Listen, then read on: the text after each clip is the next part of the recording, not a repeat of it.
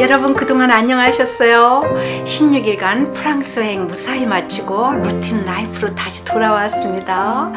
프랑스 14도시를 방문하였으며 특히 그 영상 3부작을 통해서 다른 방송에서 전혀 볼 수 없는 엄청난 보물들을요 여러분들에게 보여드리겠습니다. 당연히 재미난 음악 이야기를 빼놓을 수가 없겠죠? 백그라운드로 프랑스 클래식 음악과 샹송을 제가 직접 쳐드리겠습니다. 원래 최고의 베네핏은요 그 악조건에서 얻습니다. 괴물 코로나 바이러스 때문에요 89나라 방문 중에 가장 악조건에서 최고의 베네핏을 얻은 값진 여행이었습니다. 첫째 베네핏은 항공 티켓, 돈 조금 더 얹어주고요 왕복 비즈니스 클래스로 호강했어요.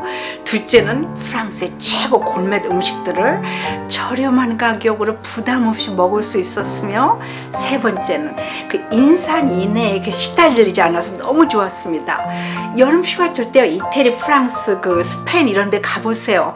인간들한테 그냥 떠밀려서 휴가가 아니라 고문입니다. 네 번째는요 관광객들이 많지 않아서 뭐든지 빨리 통과돼 가지고 짧은 시간에 많은 것을 볼 수 있었고, 또 어딜 가든 할인, 그 다음 최고의 서비스를 받았습니다. 코로나 감염이 한 명도 없는 스위스사에서 운영하는 아마 워터웨이 리버 크루즈를 선택해서 북부, 중부, 남부 센강이라 그럽니다. 센강, 론강, 손강을 이렇게 따라서요 2000년의 그 역사가 담긴 프랑스의 방방곡곡 14도시를 돌면서 이렇게 많이 걷긴 또 처음이었어요. 우선 해외여행에서 여러분이 궁금하시는 코로나 관리 여부부터 알려드리겠습니다. 파리에는요 예방접종 안티파로 이렇게 데모가 벌어졌지만, 뮤즘이나 고본 사원, 고성, 그다음 큰 레스토랑 같은 데서는요 예방접종 2번 확인서를 보여줘야 통과가 됐습니다. 그리고 항상 이렇게 마스크를 쓰고 다녔어요.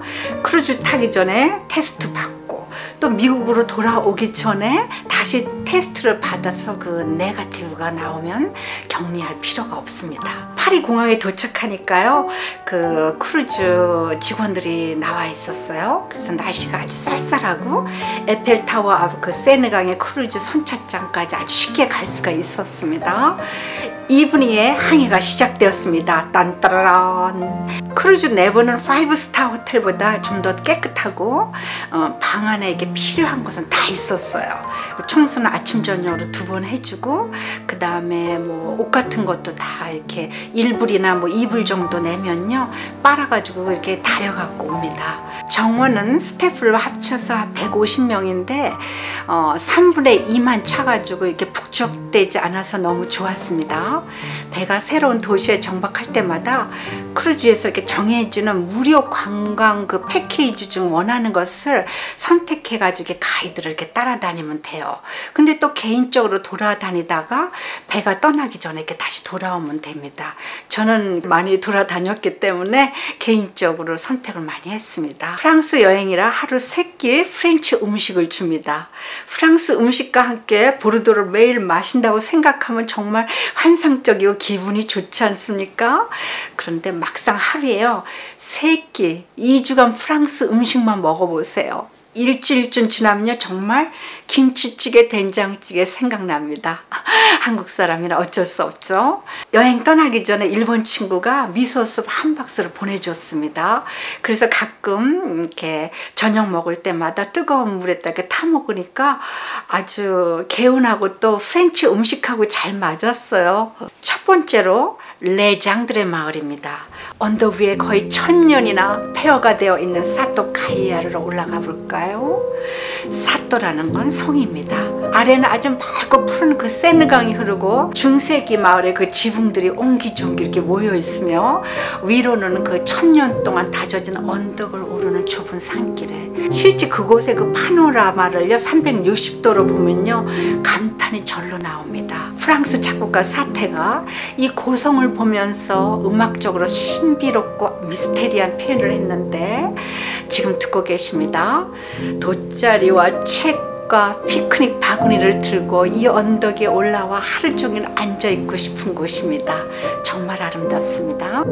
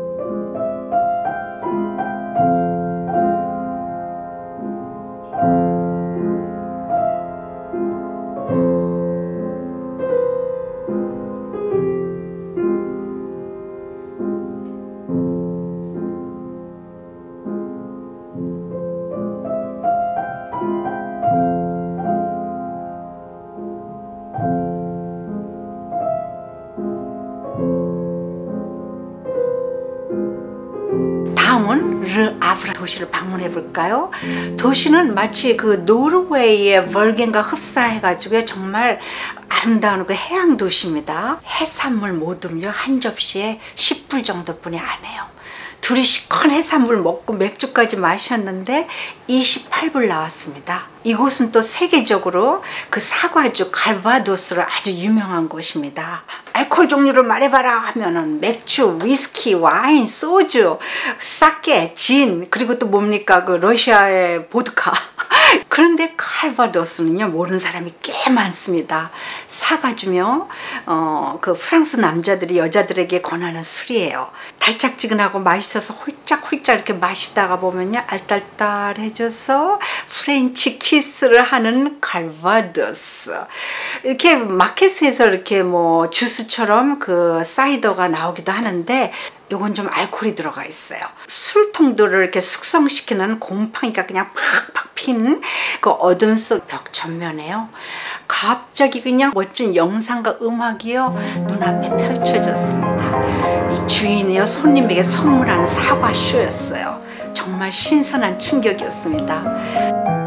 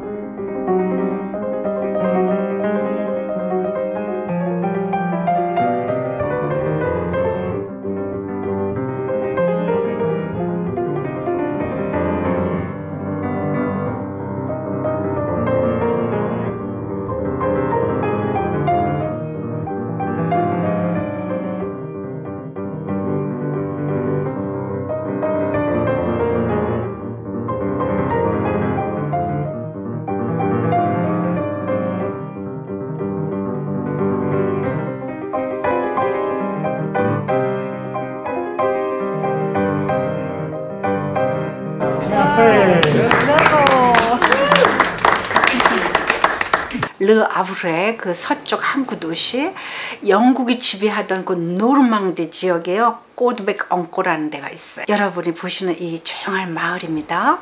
7세기 때요 1500명의 그 수도승들이요 기거하면서 노르틀담 사원이라고 불렀어요. 폐허가 된 주미에주 아베입니다. 노르틀담 사원하면 그 파리의 그 불타던 사원만 생각하고 있는데 프랑스의 모든 도시에는요 노르틀담 사원들이 거의 하나씩 있습니다. 노르틀담이란 캐톨릭에서 우리들의 성녀라는 뜻이에요. 7세기에 이슬람이 발족되기 전에 영국인에 의해서 지어졌고 1500년의 그 수도승들이 지내면서요 프랑스에서 가장 전성기를 이루던 그 수도원입니다. 바이킹에게 공격을 당했고 머슬림들에게 공격을 당했으며 또 프렌치인들에게 폭격을 맞아가지고 이런 모습을 하고 있지만 7세기 때는요 정말 위풍당당하게 프랑스에서 최고 부를 걸머쥔 역사적 수도원이었습니다. 이 수도원에서 많은 그레고리안 찬트들이 작곡되었지만 머슬림들에게요 이렇게 7세기에서 9세기 그 사이에 파기가 됐어요. 그래서 이제 우리가 알고 있는 그 그레고리안 찬트는 9세기 때부터 무존된 것입니다. 그리고 이 수도승들이요 뿔뿔이 갈라져 가지고 숨어서 그 모나스트리 있죠 거기서 그 그레고리안 예배 방식을요 많이 전파를 했어요. 그게 지금까지 이어오는 그 캐톨릭 예배식입니다. 용맹스러운 여성 전사 잔다르크가 사용된 그 중세기 도시 루앙으로 가볼까요? 프랑스와 영국이 100년 전쟁을 하는 동안 프랑스 국토에요 반이나 영국에 이렇게 점령당했고 프랑스 왕 그 샤를 7세는요 에고 나부터 살자 하면서 주랭랑을 쳤습니다. 이때 18살나 시골 소녀 잔다르크는요 신의 계시를 받습니다. 잔다르크야 너에게 능력을 주겠다.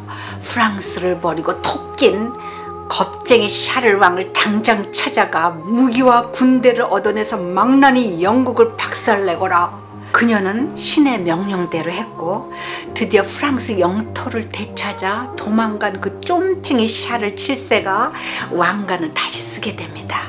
그러자 영국 군대는 마녀 잡기로 포상금을 겁니다. 잔다르크는 샤르 왕에게 급히 SOS를 보냈어요. 왕으로 만들어 드렸으니 절 보살펴 주세요. 국민들이 너를 영웅으로 추대하고 날 쫌팽이로 부르는데 내가 미쳤다고 너를 돕겠냐? 오늘부터 네가 행한 업적은 다 내 것이 되는 것이니라. 결국 잔다르크는 프랑스군에 의해 영국군에게 넘어갔고 마녀로 그 궁중들 앞에서 3번씩이나 그 화형식을 당하며 뼈도 없는 죄가 돼서 이 세느강에 뿌려집니다. 같은 시대에 조선시대 때도 똑같은 일이 있었죠. 일본이 청나라를 먹겠다며 조선에게 길을 내달라던 오랑캐들의 말을 듣지 않자 일본은 조선으로 쳐들어옵니다. 선조는 궁을 버리고 달아나고 승승장구하는 이순신의 업적에 질투난 그 선조와 간신들은요, 그를 투옥시켰다가 다시 풀어줘서 전투에 내보내죠. 결국 승리를 하게 되지만은 이순신은 화살을 맞게 되지 않습니까? 일본 군들은 이때 너무나 당황하면서 쇼크받은 것은요, 이 싸움에서 져서가 아니라 조선 왕이 도망가서 너무 놀랬답니다. 일본은 패배하면요, 활복 자살을 하거든요. 잔다르크가 사용되고 샤르리 왕에 오르자 프랑스의 김사관 음유 시인들은요, 또 돌아다니면서 프랑스 왕과 귀족들을 비웃는 시와 노래를 퍼뜨리면서 14세기 때 이 대중음악이 나오기 시작합니다. 그전에는 전부 다 찬트였어요. 이들을 바로 트루바두르라고 부릅니다. 유럽의 민요들은요, 바로 이들에 의해서 이렇게 퍼졌어요. 클래식 음악은 프랑스 수도원에서 그 중세기와 이 바로코 시대까지 찬투와 댄스 형식으로 이렇게 발전됐지만 놀랍게도요, 이 고전파와 낭만파 시대 200년 동안 음매 기주고 하며 짱 박혀 있다가요, 인상파 때 다시 길을 핍니다. 그 이유는 인상파 그 음악 강의 때도 제가 말씀드렸지만 마네, 고호, 그리고 또 누굽니까, 모네, 이런 인상파 페인팅의 그 영향을 받았기 때문입니다. 루앙에서 1시간 정도 드라이브하면 리옹 라포흐레라는 아주 이쁜 중세기 마을이 나옵니다. 그 유명한 신고전파 작곡가 라벨의 집을 방문하겠습니다. 프랑스를 프라우드하게 만든 3명의 작곡가는 누굴까요? 폴란드 출신이면서 프랑스로 망명해가지고 그 낭만파 음악을 전파한 쇼팽, 인상파를 확고하게 만든 드비시, 그리고 인상파의 그 옛것을 다시 불러들인 신고전파 라벨입니다. 20세기 초 그 여성 음악가 말러 부인 그 알마를 이야기하면서 오스트리아에서 그 신예술파 제체시온이라는 그룹이 그 육체의 그 탐욕을 이렇게 강조하면서 인간의 욕정은 그 자연의 화미며 위대한 본능이다, 성적 그 죄식은 없다, 이렇게 말하면서 성행위를 미화시키고 그 발가벗은 아방가드 전위 예술들을 만들어낸 오스트리아는 성에 문란해지기 시작했다고 했죠. 화가 클림프트와 코코슈카, 또 누굽니까, 그 작가 로베르트 무즈, 그 다음 정신분석가 프로이드, 뭐 이런 사람들의 모임이었어요. 그런데 프랑스에서도 이와 똑같은 아주 음탕한 모임이 같은 시기에 등장합니다. 이것이 바로 아파슈라는 것이에요. 제체시온과 아파슈, 이 둘의 공통점은요, 육체의 탐욕을 미화시키는 것입니다. 이것을 좀 고상하게 포장해주자 한 것이 네오클래시즘. 가장 그 대표적인 인물이 라벨입니다. 그가 신고전파예요. 이 집은 라벨의 집입니다. 라벨은 어릴 때부터 좀 반항아였어요. 음악가들 중에 반항아가 꽤 많습니다. 아버지가 소 팔고 농 팔아 파리 음악원에 입학시킨 라벨은요, 교수들이 가리키는 그 틀에 박힌 아주 어려운 화성학이 도저히 마음에 들지 않았어요. 음악이란 내 마음대로 작곡하면 되지, 뭔 이론이고 규칙이야. 그는 교수들의 가르침을 거부한 채 자신의 그 스타일대로 작곡하기 시작했어요. 이 학생은 도저히 우리 학교에 적응을 할 수 없는 망둥이야. 결국 파리 음악원에서 퇴학을 당합니다. 아이고 교수님, 저를 봐서라도 망둥이 내 아들을 한 번만 구제해 주시와요. 내 이놈을 단단히 교육시키겠습니다요. 결국 교수들은요 측은한 농부 아버지를 봐서 라벨을 다시 입학시키죠. 파리 음악원에서 처음으로 퇴학, 그리고 퇴학당한 학생이 다시 재입학한 사례는 라벨이 처음이자 마지막입니다. 라벨은요, 에이 우리 아버지 땜신 내 맘대로 살지도 못해요. 군대나 갈게요. 그런데 몸이 약하다면서요 군대에서 받아주지도 않았고 공군 조종사가 되려고요 사범학교에 원서도 내지만 탈락당합니다. 그래서 트럭 운전수로요 베르동 전투에 나갑니다. 평생 장가를 못 갔으며 그가 사랑한 여자는 바로 그림 속의 왕녀입니다. 이 작은 공주 그림은요 여러분이 많이 보셨을 거예요. 뭐 달력이나 뭐 프레임에서 스페인의 왕 필리페 4세의 딸 마르가르타 공주가 바로 이 소녀입니다. 그녀가 태어나자마자요 엄마의 동생, 그러니까 삼촌이죠. 그 삼촌이면서 신성 로마 제국, 그러니까 신성 로마 제국은 지금의 오스트리아입니다. 황제와 정략 결혼을 합니다. 그 이유는 합스부르크 가문은요 자신들의 그 재산과 그 혈통을 유지하기 위해서 가족끼리 결혼을 시켰어요. 그래서 그 유전병으로 거의 죽거나 얼굴이요 이렇게 주걱턱과 매부리 코로요 기형적으로 자랐습니다. 그 삼촌 레오폴드는 자신의 신부감이요 성인이 되는 것을 빨리 보고 싶었어요. 그래서 해마다 그녀의 변한 모습을 보기 위해서 그림을 보내달라고 해요. 스페인 궁정화가 디에고 벨라스케스가요 이게 그린 것입니다. 그녀가 15살이 되었을 때 결국 그 신성 로마 제국, 즉 이제 지금 오스트리아라 그랬죠. 거기에 여왕이 되지만 그녀도 영락없이 주걱턱에 매보리 코로 자랍니다. 그리고 21살에 죽고 맙니다.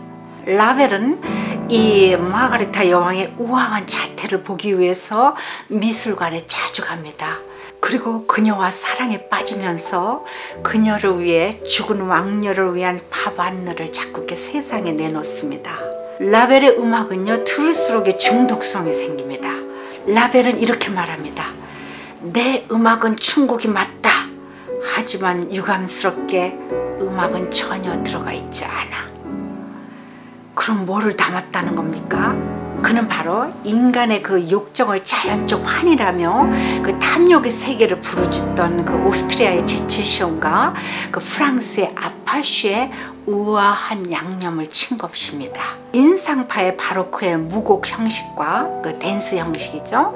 고전파의 소나타 형식을 넣어서 그 방탕한 시대를 클래식하게 잘 포장한 것입니다. 그는 이 조용하고 아름다운 마을에서 누구에게도 구속받지 않고 작곡에 전념하며 행복하게 살지만 안타깝게도 교통사고로 50살에 생을 마감합니다. 그가 살던 중세기 마을을 이렇게 지금 보고 계시는데 어떤 집은요 1400년도에 지어졌다는 게 팻말이 붙어 있어요. 오래된 건물들은요 이렇게 기둥이 막 이렇게 기울어져 있는데 그래도 잘 버티고 있습니다. 마을이 너무나 아름다웠습니다. 마치 제가 중세기로 들어온 착각마저 들며 라벨이 이 마을을 얼마나 사랑했는가를 한눈에 알아볼 수가 있었어요. 다음 2부는 더 흥미롭고 보물들이 막 쏟아져 나옵니다. 모네와 고흐의 집, 그리고 들판의 고흐의 묘와 비하인드 스토리와 함께 여러분은 그곳을 저와 함께 직접 걷겠습니다. 그럼 여러분 건강하시고 다음 방송 기대하세요. 바이.